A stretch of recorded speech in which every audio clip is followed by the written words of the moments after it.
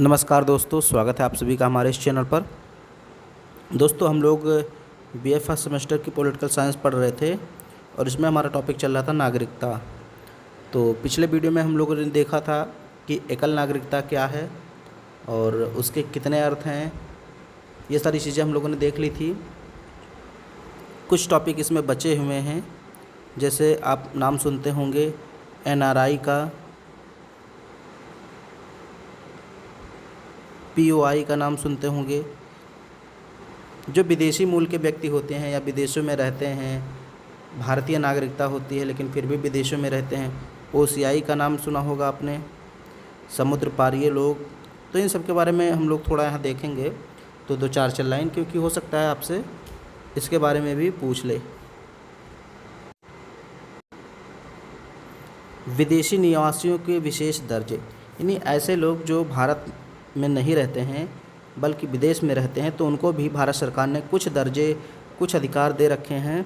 Special status of foreign residents. ऐसे कौन कौन से लोग होते हैं जो भारत के बाहर विदेशों में रहते हैं? तो भारत सरकार की ओर से विदेशों में रहने वाले कुछ व्यक्तियों को कुछ सुविधाएं प्रदान की जाती हैं। ऐसा इसलिए होता है क्योंकि भारत सरकार ने उनकी नागरिकता से अलग एक विशेष दर्जा उनको दे रखा है। ऐसे 3 प्रमुख दर्जे हैं, 3 तरह के दर्जे होते हैं, यानी 3 तरह के लोग विदेशों में रहते हैं। सबसे पहले एनआरआईज, नॉन रेजिडेंट इंडियंस, इनको अनिवासी भारतीय कहते हैं। तो सबसे पहली चीज़ ये है कि ये भारत के नागरिक होते हैं। याद रखिएगा, जो एनआरआईज होते हैं, अनिवासी भारतीय होते हैं, ये भारत के नागरिक होते हैं और भारतीय पासपोर्ट धारण करते हैं, यानी इनके पास भारतीय पासपोर्ट होता है। किंतु ये नौकरी और व्यवसाय के लिए बाहर चले जाते हैं, यानी भारत के बाहर चले जाते हैं। किस लिए? नौकरी या व्यापार या व्यवसाय करने के लिए। प्रायः यदि कोई भारतीय नागरिक लंबे समय तक विदेशों में रहता है या अनिश्चित काल तक भारत से बाहर रहने की मंशा प्रकट करता है, तो उसे अनिवासी भारतीय कहा जाता है, यानी अनिवासी भारतीय का दर्जा दे दिया जाता है। तो आई होप ये समझ में आ गया होगा कि एनआरआईज कौन होते हैं। वे लोग जो बहुत लंबे समय तक बाहर रहते हैं, विदेशों में रहते हैं।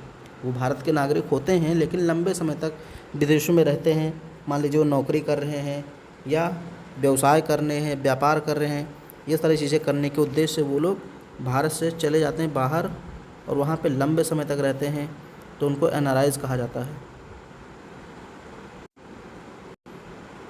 दूसरा देखते हैं भारतीय मूल के व्यक्ति, PIO, person of Indian origin. Persons of Indian origin, इनको बोलते हैं भारतीय मूल के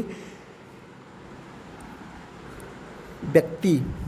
वह व्यक्ति जिनके पूर्वज या स्वयं भारत के नागरिक रहे हैं परंतु वर्तमान में किसी अन्य देश के नागरिक हैं, उनको भारत के मूल व्यक्ति कहा जाता है। मतलब ऐसे लोग जो भारत के नागरिक पहले थे लेकिन अब वे किसी और देश की नागरिकता ले चुके हैं, या ऐसे नागरिक जिनके या ऐसे व्यक्ति जिनके पूर्वज कभी भारत के नागरिक थे। मतलब समझिए, ऐसा व्यक्ति जो स्वयं पहले कभी भारत का नागरिक था या उनके पूर्वज भारत के नागरिक थे, लेकिन अब वो व्यक्ति भारत का नागरिक नहीं है, किसी अन्य देश की नागरिकता ले चुका है, तो उसको हम लोग भारतीय मूल का व्यक्ति कहते हैं। एनआरआईज में क्या होता है कि एनआरआईज भारत के नागरिक होते हैं, जबकि पीआईओ जो होते हैं ये भारत के नागरिक नहीं होते। हालांकि इनका पहले नागरिकता रही होगी भारत में, लेकिन अब नहीं है। गौरतलब है कि जो व्यक्ति पाकिस्तान, श्रीलंका, बांग्लादेश, नेपाल, भूटान, अफगानिस्तान या चीन के नागरिक हैं या कभी रहे हैं, वे भारतीय मूल के व्यक्ति वर्ग में शामिल नहीं हो सकते।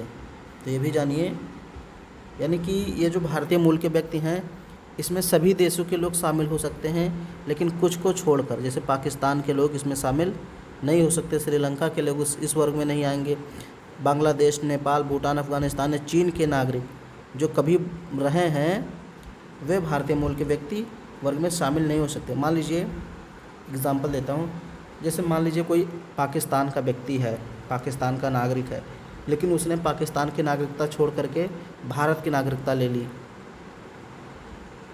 तो वो इस आधार पे ये नहीं कह सकता कि हम भारत के पीआईओ हैं, भारत के मूल के व्यक्ति हैं, क्योंकि पाकिस्तान कभी भारत का पार्ट था। ऐसा वो नहीं कह सकता, ऐसा वो दावा नहीं करेगा। कि पाकिस्तान पहले भारत का पार्ट था, हम पाकिस्तान के नागरिक थे, तो इस प्रकार हम भारत के भी नागरिक माने जाएंगे। ओके। ऐसे श्रीलंका, बांग्लादेश, नेपाल, भूटान, अफगानिस्तान, चीन के जो भी नागरिक हैं, अगर वो किसी अन्य देश की नागरिकता स्वीकार करते हैं तो ये भारत के नागरिक नहीं माने जाएंगे।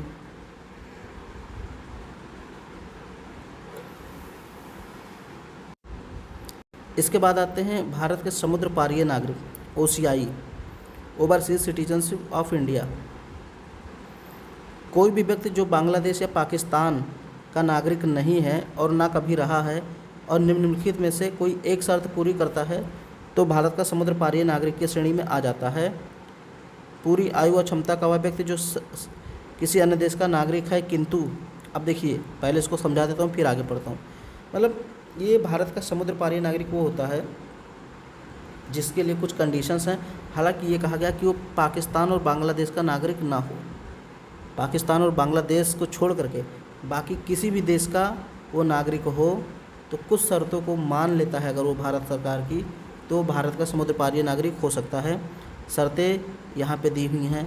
संविधान लागू होने के समय उसके बाद कभी भी भारत का नागरिक रह चुका है अथवा संविधान लागू होने के समय भारत का नागरिक होने की अर्हता रखता हो, अर्हता मतलब योग्यता रखता हो, कि किसी ऐसे क्षेत्र से संबंधित हो जो 15 अगस्त 1947 के बाद भारत का अंग बन गया हो, अथवा यदि वह उपरोक्त तीनों में से किसी वर्ग में शामिल किसी व्यक्ति या बेटा, पोती, पोता का नातिन है तो भी वो OCI बन सकता है। कहने का मतलब ये है कि ये सारी कंडीशन दी हुई हैं और इनमें से अगर कोई एक कंडीशन मानता है, पूरी करता है, मान लीजिए पहला कंडीशन ये है कि वो भारत का नागरिक, पहला कंडीशन ये नहीं है, पहला है संविधान लागू होने के समय, यानी जब हमारा संविधान लागू हुआ 26 जनवरी 1950 को, उसके बाद अगर वो कभी भी भारत का नागरिक रह चुका है और आज वो भारत का नागरिक नहीं है लेकिन पहले रह चुका है, तो वो सरकार जो है उसको OCI का दर्जा दे सकती है। मान लीजिए ऐसी ये पहला वाला कंडीशन नहीं पूरा करता है, दूसरा देखता है संविधान लागू होने के समय भारत का नागरिक होने की अर्हता रखता हो, योग्यता रखता हो। मान लीजिए जब संविधान लागू हुआ 26 जनवरी 1950 को, उस समय वो भारत का नागरिक नहीं था लेकिन भारत की नागरिक बनने की योग्यता रखता था, तो भी सरकार चाहे तो उसको भारत का नागरिक, भारत का समुद्र पारीय नागरिक बना सकती है। या तीसरी चीज़ ये है कि 15 अगस्त 1947 के बाद कोई क्षेत्र जो भारत का अंग बन गया हो और वो व्यक्ति उस क्षेत्र से संबंधित हो तो भी वो भारत का समुद्र पारीय नागरिक बन सकता है।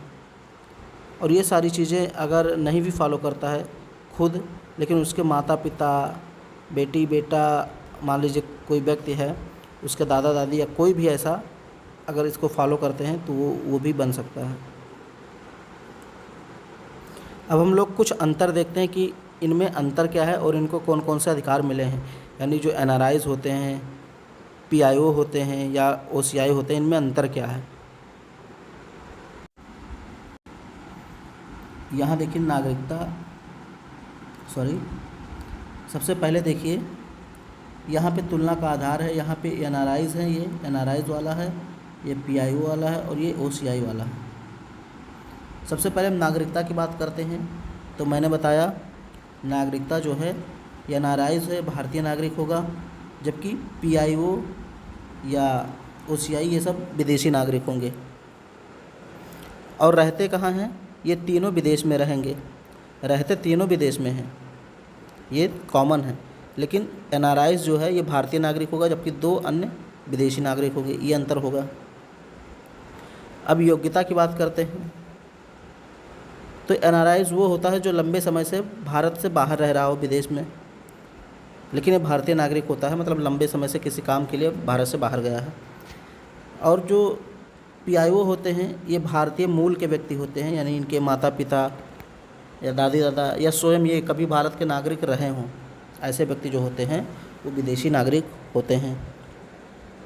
वही चीज़ यहाँ लिखा हुआ है कि ऐसे व्यक्ति, ऐसे विदेशी नागरिक जिसने कभी भारतीय पासपोर्ट धारण किया हो या जिसके माता पिता, नानी नाना, दादी दादा में से कोई भी भारत शासन अधिनियम 1935 के तहत भारत का नागरिक रहा हो।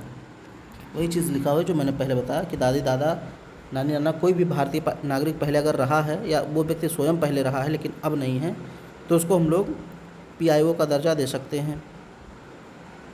किसी ऐसे क्षेत्र का निवासी था जो 15 अगस्त 1947 के बाद भारत का अंग बन गया, तो उस व्यक्ति और उसके वैवाहिक संबंधों को भी भारतीय मूल का व्यक्ति माना जाएगा।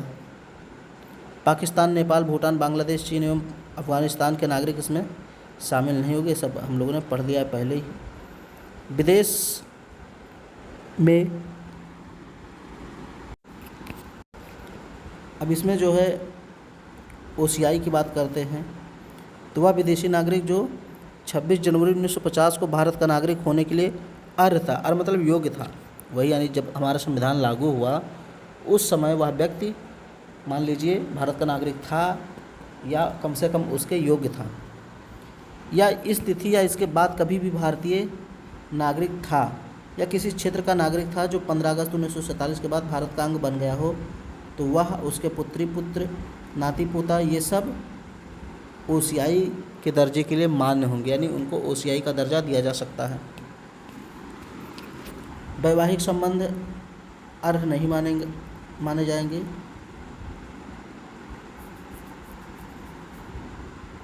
फिर और देखें, इसमें बहुत सारी चीज़ें लिखी हुई हैं, आप पढ़ लीजिए। सुविधाएं क्या क्या मिलती हैं, तो केंद्र सरकार द्वारा घोषित सभी नागरिक सुविधाएं, यानी जो एनआरआईज होता है, जो भारत का नागरिक होता है, उसको लगभग सभी सुविधाएं मिलती हैं जैसे भारत में रहने वाले नागरिकों को मिलती है। जबकि जो पीआईओ होते हैं ये 15 वर्षों तक वीज़ा की आवश्यकता नहीं होती। अगर ये भारत में रहेंगे, मान लीजिए कोई विदेशी नागरिक है, पीआईओ है, वो भारत में आना चाहता है, तो उसको 15 वर्ष के लिए वीज़ा की ज़रूरत नहीं पड़ी है, वो यहाँ पर रह सकता है। लेकिन एक यात्रा में 80 दिनों का पंजीकरण कराने में छूट अवधि बीत जाने पर 30 दिनों के भीतर पंजीकरण अनिवार्य है। कहने का मतलब वो 15 वर्षों तक रह सकता है, लेकिन एक बार में कितने दिनों तक? 180 दिनों तक। 180 दिनों तक रहेगा। जैसे 180 दिन बीत गए, उसके बाद जो अगला 30 दिन होगा उसमें उसको फिर से पंजीकरण कराना होगा कि हम और ज़्यादा दिन रहना चाहते हैं, और ज़्यादा दिन रहना चाहते हैं। यानी 180 दिन तक तो कुछ नहीं बोला जाएगा। जैसे 180 दिन बीत गया, वैसे उसको फिर से जो है 30 दिनों के भीतर पंजीकरण कराना अनिवार्य है। अनिवासी भारतीयों को मिलने वाले आर्थिक, वित्तीय, शैक्षिक अधिकार तो उपलब्ध हैं, किंतु कृषि, बागान खरीदने में छूट नहीं है। ये सुविधा इनको नहीं है। यानी इनको वित्तीय सुविधा दी जा सकती है, आर्थिक सुविधा दी जा सकती है, शैक्षिक सुविधा भी दी जाती सकती है, लेकिन कृषि संपत्ति, बागान खरीदने, इन सारी चीज़ों का अधिकार नहीं होता है। अब बात करते हैं ओसीआई, तो इनको जीवन पर्यंत वीज़ा मिल जाता है, यानी ये भारत में रह सकते हैं जीवन पर्यंत। अगर रहना चाहें तो वैसे विदेशों में रहते हैं, लेकिन इनको जीवन पर्यंत वीज़ा दे दिया जाता है। किसी भी लंबी यात्रा पंजीकरण कराने की आवश्यकता नहीं है। अनिवासी भारतीयों को मिलने वाली आर्थिक, वित्तीय, शैक्षिक सुविधा तो है, लेकिन कृषि संपत्ति, बागान खरीदने की छूट नहीं है। यानी इस मामले में पीआईओ और ओसीआई दोनों बराबर हैं। अब किन कार्यों की अनुमति है इन सबको? तो सबसे पहले एनआरआईज़ की बात करते हैं।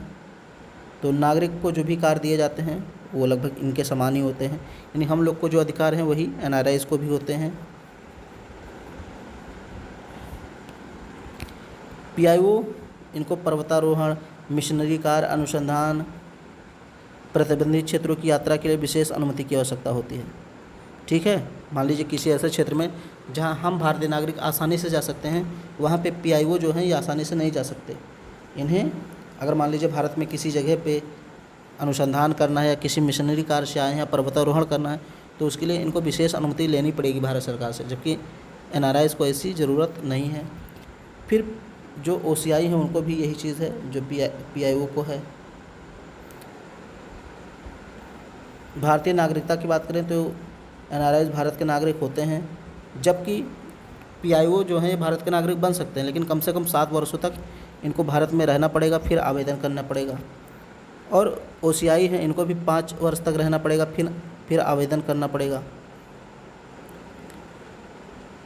मताधिकार की बात करें तो एनआरआईज़ को मताधिकार है, यानी वोट डालने का अधिकार है, जबकि अन्य दोनों को अधिकार नहीं है। संवैधानिक पद पर नियुक्ति का अधिकार है एनआरआईज़ को, जबकि इन दोनों को नहीं है। यानी कोई भी पद है, राष्ट्रपति, प्रधानमंत्री, उपराष्ट्रपति, तो जो है कि उस पर जो है एनआरआईज़ चुनाव लड़ सकता है या फिर मतदान कर सकता है, लेकिन पीआईओ और ओसीआई को ऐसा कोई भी अधिकार नहीं है। भारत में शिक्षा एनआरआई प्राप्त कर सकता है और पीआईओ भी प्राप्त कर सकता है, लेकिन अनिवासी भारतीय कोटा में इनको थोड़ा सा आरक्षण दिया जाएगा, और ऐसे ओसीआई भी थोड़ा सा प्राप्त कर सकता है। भारत में भारतीय मुद्रा में खाता खोलने की अनुमति तीनों को है, यानी किसी भी बैंक में अकाउंट अपना खोल सकते हैं। तो ये इनका अंतर है, इसको आप एक दो बार और अच्छे से पढ़ लीजिएगा। वीडियो पसंद आए तो उसको लाइक कर दीजिए, शेयर कर दीजिए और हमारे इस चैनल को सब्सक्राइब कर लीजिए।